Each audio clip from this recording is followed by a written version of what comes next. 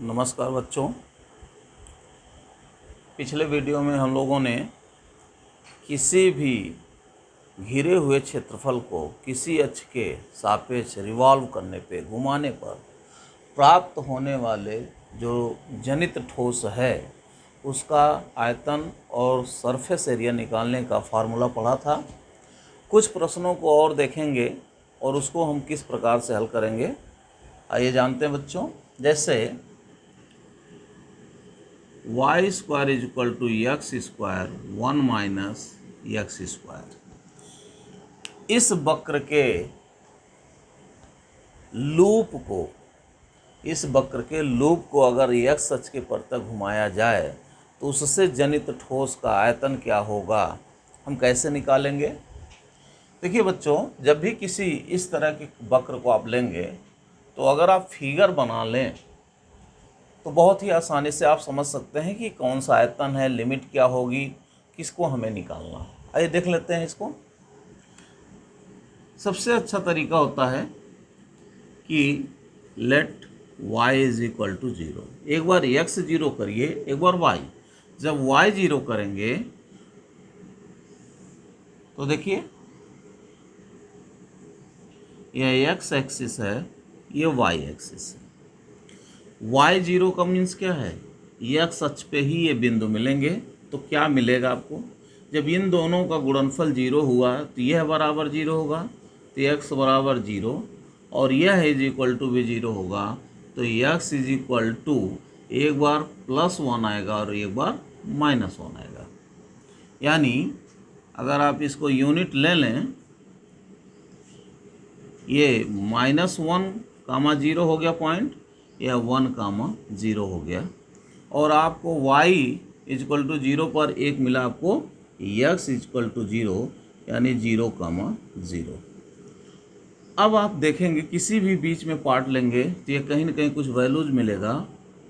मान लीजिए यहाँ होगा और x अक्ष के सापेक्ष भी ये सममित है और y अक्ष के सापेक्ष भी सममित है। यानी जैसा इधर होगा वैसा इधर भी होगा और इसके जस्ट इधर भी ऐसा ही होगा। यानी यह फिगर अगर कुछ इस प्रकार से मिल रही है तो इधर भी कुछ इसी प्रकार से ही मिलेगी।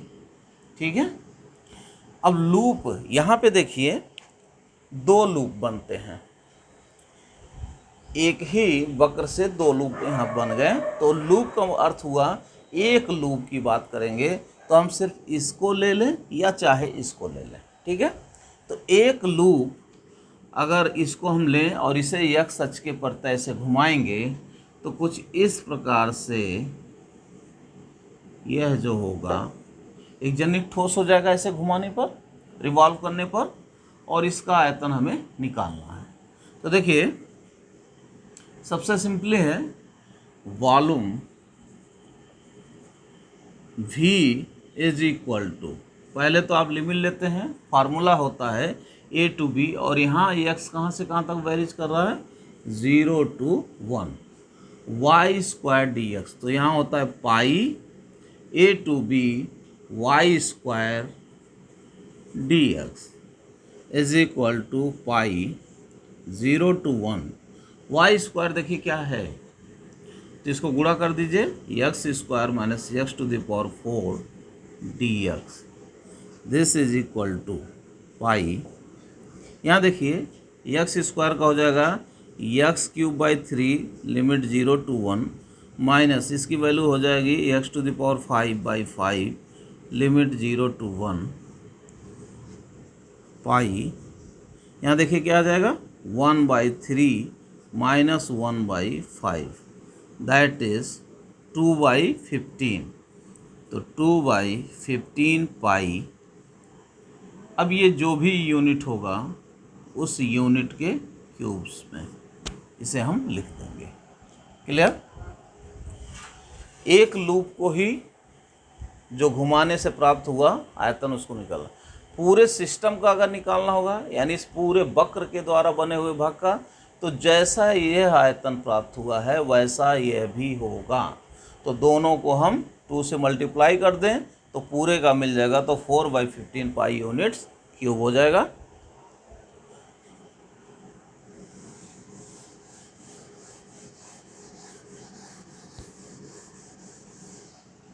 अब देखिए कहेगा कि find the volume of ellipse it's revolving about major axis. तो मेजर एक्सिस और माइनर एक्सिस क्या होते हैं, पहले तो हम लोग जाने equation of ellipse is x square by a square plus y square by b square equal to 1। तो देखिए if a is greater than b, अगर ए बी से बड़ा है तो a is called as major axis, तब इसे हम मेजर एक्सिस कहेंगे। तो जो छोटा होता है लेसर वैल्यू वाला होगा यानी बी, उसे हम माइनर एक्सिस कहेंगे। तो जब आप इसको मेजर एक्सिस लेंगे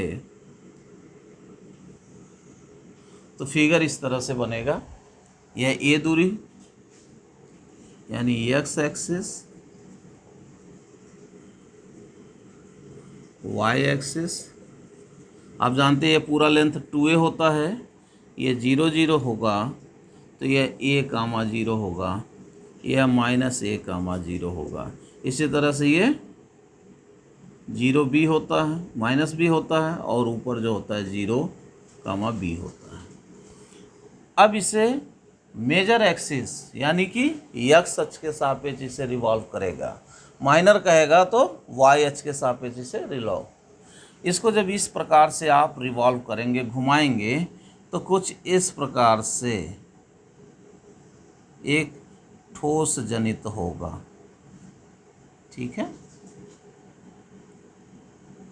इस प्रकार से एक की शक्ल का जो अंडा होता है उसकी शक्ल का ठोस बनेगा, और उसका हम आयतन कैसे ज्ञात करेंगे तो देख लीजिए। So volume of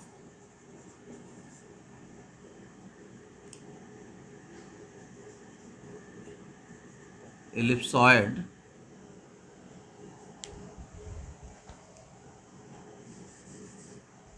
volume of this solid formed by ellipse is, जो मिला है हमें एलिप्स को घुमाने से वह क्या होगा। अब आप देखिए अगर हम 0 से a लें तो जो भी आयतन मिलेगा उसका हमको ट्वाइस करना होगा। तो हम लिख सकते हैं v is equal to 2 into pi limit 0 to a y square. अब वाई स्क्वायर की वैल्यूज यहाँ से आप निकाल सकते हैं। तो y square by b square is equal to 1 minus x square by a square. This implies that y square is equal to b square minus b square by a square into x square. यही तो होगा, y square equal to b square. तो आप यहाँ लिख दीजिए values, that is b square minus b square by a square x square d x. ये हो जाएगा 2 पाई। अब देखिए सीधे इंटीग्रेट कर देते हैं, बी स्क्वायर कॉन्स्टेंट है, बी स्क्वायर बाहर होगा, डी एक्स को इंटीग्रेट करेंगे एक्स आएगा, लिमिट रखेंगे 0 टू a माइनस। इसी तरह से इसको हल करेंगे तो b square by a square बाहर होगा, एक्स क्यूब बाई 3 लिमिट हो जाएगी 0 to a is equal to 2 pi a b square, यहाँ रखेंगे तो ए बी स्क्वायर माइनस यहाँ पे रखेंगे तो b square by a square into a cube by 3, ठीक है, इज इक्वल टू 2 पाई। देखिए इससे कैंसिल हो जाएगा, तो ए बी स्क्वायर ए भी है, ए बी स्क्वायर ए भी है बाई 3, तो 2 बाई 3 इसको सॉल्व करेंगे तो 2 by 3 a b square that is equal to 4 by 3 pi a b square units cube. तो ये हो जाएगा 4/3 पाई AB स्क्वायर। ये एलिप्सॉइड जो बनेगा एलिप्स को घुमाने से उसका जो आयतन है, जब इसे आप देखेंगे माइनर एक्सिस के सापेक्ष रिवॉल्व करेंगे यानी कि वाई अक्ष के सापेक्ष, तो बस इसमें क्या होगा, पाई बी स्क्वायर ए की जगह पे ए स्क्वायर बी हो जाएगा। क्लियर? तो इस प्रकार से आप समझ चुके हैं। आइए हम लोग जानेंगे छिन्नक क्या होता है,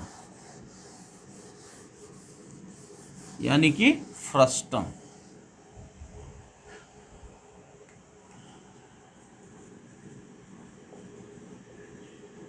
छिन्नक, देखिए किसी भी ठोस को, ठीक है, मान लीजिए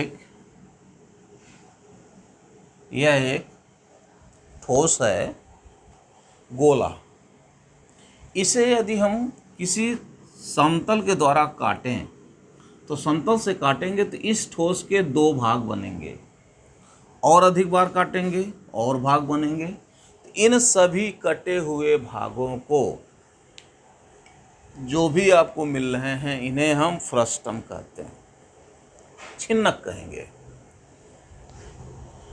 अब छिन्नक का आयतन हम लोग कैसे ज्ञात करेंगे, तो वह डिपेंड करेगा छिन्नक कैसे प्राप्त किया गया है। जैसे एक प्रश्न है कि यदि किसी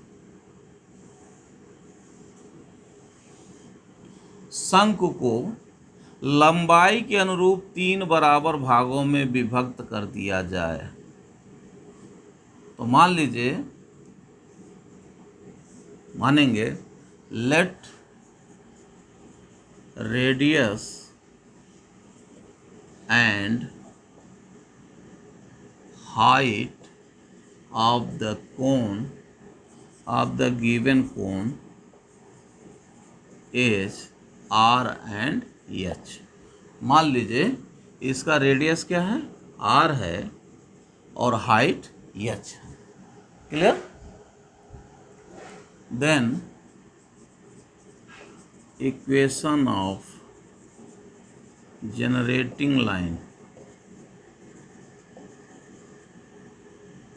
इज, यहाँ पे देखिए जनरेटिंग लाइंस जो होता है जिसे हम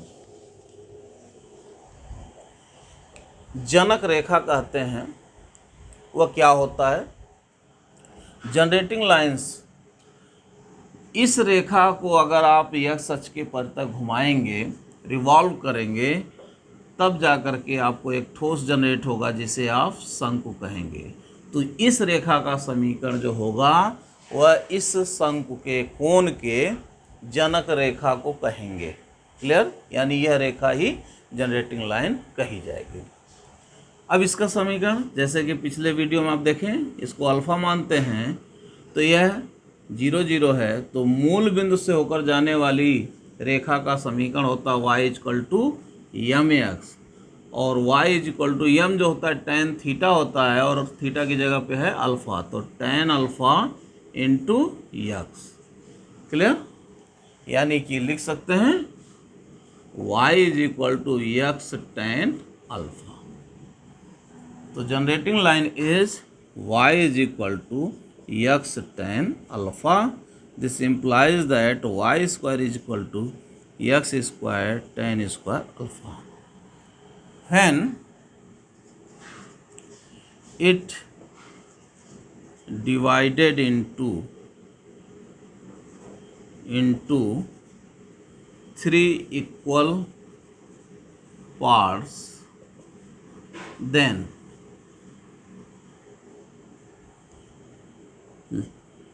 each part having volume as V1, V2, V3। तो मान लीजिए कि यह जो है, जब इसे 3 बराबर भागों में विभक्त किए, तो पहले भाग का जो आयतन बन रहा है उसे हम V1 कहते हैं, दूसरे भाग का V2 और तीसरे भाग का V3। तो तो हम B1 B2 B3 निकालेंगे और इसके अनुपात को देखेंगे, रेशियो देखेंगे कि किस अनुपात में ये प्राप्त होंगे, जबकि हम 3 बराबर भागों में विभक्त किए हैं। ठीक है, इक्वली 3 पार्ट्स किए हैं। तो आइए देख लेते हैं।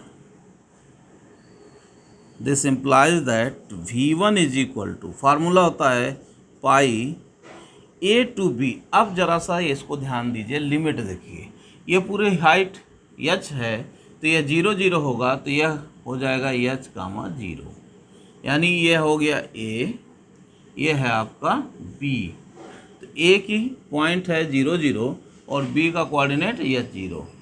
तो पूरा अगर हमें निकालना होता तो वह 0 से h लेते हैं लिमिट, लेकिन 3 बराबर भाग बांट दिए गए हैं। तो देखिए 3 बराबर भाग बांटेंगे तो पहला भाग जो होगा h/3 होगा, यानी यह जो दूरी है यह हो जाएगी h/3 कामा 0, यह हो गया P। और जो Q होगा इसका निर्देशांक हो जाएगा एक h/3 और जोड़ेंगे तो 2h/3 कामा 0। क्लियर? तो P बिंदु तक लिमिट कहाँ से कहाँ तक वेरीज कर रहा है, 0 से लेकर के h/3 तक, और Q बिंदु तक जब आप जाएंगे तो h/3 से लेकर के 2h/3 तक, और B बिंदु तक जाएंगे तो 2h/3 से लेकर के h तक आपको लिमिट प्राप्त होगी। तो V1 इज इक्वल टू हो गया पाई 0 to h/3 y स्क्वायर, यानी कि x square tan square alpha dx। इसी प्रकार से V2 निकालेंगे तो हो जाएगा पाई h/3 से लेकर के 2h/3 तक x square tan square alpha dx, and V3 is equal to pi 2h/3 से लेकर के h x square tan square alpha dx। इसे फिर से एक बार समझ लें बच्चों, लिमिट कैसे वेरीज कर रहा है। यहाँ पे देख लीजिए, ये आपका 0 है और ये है h। 3 बराबर भाग बांटे गए हैं, तो एक भाग की लंबाई क्या होगी, एक भाग की लंबाई होगी h/3। अगर 3 मीटर ये दूरी होती और बराबर भाग करते तो क्या करते हैं, 1 मीटर आता, यानी 3 में 3 से आप डिवाइड कर देते हैं तो 1 आ जाएगा। तो इसी प्रकार से 0 से h दूरी, कुल दूरी तो h ही है, और इसका 3 भाग करेंगे तो एक भाग होगा, यह होगा h/3। तो देखिए 0 यहाँ था x, यहाँ तक आए तो ये दूरी h/3 है, तो यहाँ तक h/3 हो गया x, और फिर यहाँ जाएंगे तो इतना और जुड़ेगा, या यहाँ से यहाँ तक देखें इसकी वैल्यूज हो जाएगी 2h/3। तो देखिए लिमिट कैसे वेरीज किया, यहाँ से लेकर के यहाँ तक 0 से h/3, फिर यहाँ से लेकर के यहाँ तक तो h/3 से लेकर के 2h/3, और यहाँ से लेकर के यहाँ लास्ट तक तो 2h/3 to h। क्लियर? तो अब इन आयतनों का अनुपात यदि हम निकालें तो वो क्या होगा, तो आइए देख लेते हैं। So V1 is to V2 is to V3 is equal to, अब देखिए पाई सब में है, बाहर करेंगे, tan स्क्वायर अल्फ़ा भी कांस्टेंट है, इसको भी बाहर करेंगे, ये सारे के सारे बाहर होंगे, और अनुपात जब भी हम निकालते हैं तो जितनी कॉमन राशियां होती हैं उनको हम डिवाइड करके हटा देते हैं। तो यानी पाई भी कैंसिल हो गया, x tan स्क्वायर अल्फ़ा भी कैंसिल हो गया सब में। x को जब x स्क्वायर को इंटीग्रेट करेंगे तो पहले की वैल्यूज होगी क्या, आपका आएगा x³/3, और लिमिट कहाँ से कहाँ तक, 0 to h/3 पहले V1 में बचेगा, बाकी सब कॉमन कैंसिल होंगे। इसी तरह दूसरे में इसका भी आएगा x³/3, लेकिन इसकी लिमिट होगी h/3 से लेकर के 2h/3 तक इस टू x³/3, और इसकी लिमिट हो जाएगी 2h/3 से लेकर के h तक। अब देखिए अगर आप 3 भी देखेंगे तो सब में आएगा, तो इसे भी कैंसिल कर सकते हैं। तो x³ में h/3 रखेंगे तो क्या हो जाएगा, h cube by 27 is to, यहाँ देखिए पहले तो आएगा 8 cube by 27 minus h cube by 27, और तीसरे में आएगा एच क्यूब। ठीक है, अब इसको ध्यान से समझिए। 3 सब में कैंसिल कर चुके हैं पहले ही। यक्स क्यूब, तो एच बाई 3 रखेंगे तो एच का क्यूब और बाई 3 का क्यूब, दैट इज 27। इसी तरह से जब यहाँ ऊपर वाली लिमिट रखेंगे, यहाँ लोअर लिमिट 0 हो गई तो कुछ नहीं फ़र्क पड़ा, लेकिन यहाँ पे हमें लिखना पड़ेगा। तो ये हो जाएगा 8 2h का होल क्यूब करेंगे तो 8h क्यूब बाई 3 यानी 27, माइनस इसको रखेंगे तो एच क्यूब बाई 27, और यहाँ रखेंगे तो एच क्यूब आएगा, और माइनस यहाँ पे रखेंगे तो 8h क्यूब बाई 27। तो इसको लिख सकते हैं 27 बाई 27, आसानी से हल कर सकते हैं। तो यह is equal to h cube by 27 is to, यहाँ देखिए 7h cube by 27 is to, 27 में से 8 सब्सट्रैक्ट करेंगे तो 19h क्यूब बाई 27। अब देखिए 27 भी सब में कॉमन है और एच क्यूब भी सब में कॉमन है, तो रेशियो जो होगा 1:7:19, ये आपका फाइनली आंसर होगा। ठीक है, 1:7:9 जो है उस तीनों आयतनों का अनुपात होगा जो किसी भी शंकु के लंबाई के रूप में 3 बराबर भागों को विभक्त करके छिन्नक प्राप्त किए गए हैं। इस प्रकार से, जैसे एक क्वेश्चन और देख लें, यह एक गोला है, यह एक्स एक्सिस है, ये वाई एक्सिस है, और इसका इक्वेशन जो होता है x square plus y square is equal to a square, जो कि वृत्त है, इसे जब आप घुमाते हैं तब जा कर के आपको गोला प्राप्त होता है।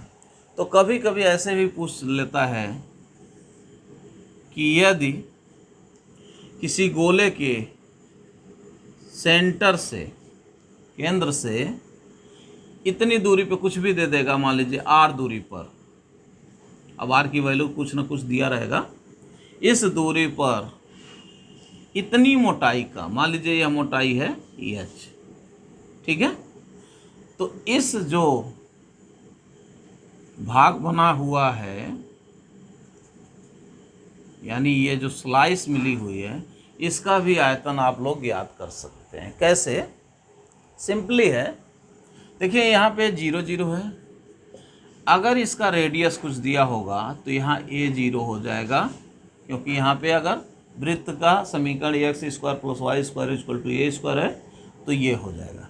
अब ये दूरी जो भी कहेगा, तो आपका जो पहला बिंदु है जहाँ से स्टार्ट कर रहे हैं आप और कहाँ तक जा रहे हैं, यहाँ तक, तो आपका जो भी आयतन आएगा v इज इक्वल टू पाई, और देखिए ये r है और ये h है, तो ये हो जाएगा r से लेकर के r प्लस h तक y square, that is a square minus x square into d x.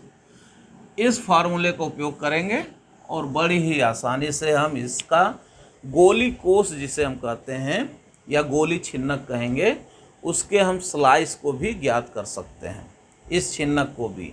या इनको 2 भागों में बांटा गया, तो इस बड़े भाग का क्या होगा, छोटे भाग का क्या होगा। तो छोटे भाग का बस आपको समझना क्या है, लिमिट हमें देखनी कहाँ से कहाँ तक जाएगी, और कर्व तो वही रहेगा, चाहे यहाँ रिवॉल्व करिए, चाहे यहाँ करिए, चाहे वहाँ, कर्व के समीकरण में कोई परिवर्तन नहीं होगा। सिर्फ क्या बदलेगा, सिर्फ और सिर्फ लिमिट बदलेगी, कहाँ से लेकर के कहाँ तक जा रहा है। इसके आधार पे आप किसी भी गोली छिन्नक का आयतन या वक्र पृष्ठ भी आपको निकालना होगा तो आप बड़ी ही आसानी से निकाल सकते हैं। हाँ, एक चीज़ यहाँ पे महत्वपूर्ण है, संपूर्ण पृष्ठ जब भी कहेगा तो वक्र पृष्ठ के साथ साथ जो भी उसके आधार होंगे उनका भी क्षेत्रफल हम उसमें जोड़ देंगे, जिसे हम अलग से वह या तो वृत्त के रूप में होगा तो पाई आर स्क्वायर और ऐड कर देंगे तो उसका टोटल सरफेस संपूर्ण पृष्ठ जिसे कहते हैं हम कैलकुलेट कर लेंगे। ठीक है बच्चों, तो आप इसको समझ लीजिए। इस प्रकार से न्यूमेरिकल इंटीग्रेशन आप पहले पढ़ चुके हैं, तो इस प्रकार से आप समझिए कि पूरा समाकलन यानी कि निश्चित समाकलन अनिश्चित समाकलन आज समाप्त होता है। इसके अगले वीडियो में हम लोग लेकर के आएंगे न्यूमेरिकल मेथड, जो अलग प्रकार की विधि है और बहुत ही महत्वपूर्ण है। तो तब तक आप अपने जो बुक में क्वेश्चन दिए गए हैं उसको हल कर लीजिए, और न्यूमेरिकल मेथड को समझने के लिए आप थोड़ा सा पहले से ही पढ़ के तैयार रखें तो जल्दी से समझ आएंगे।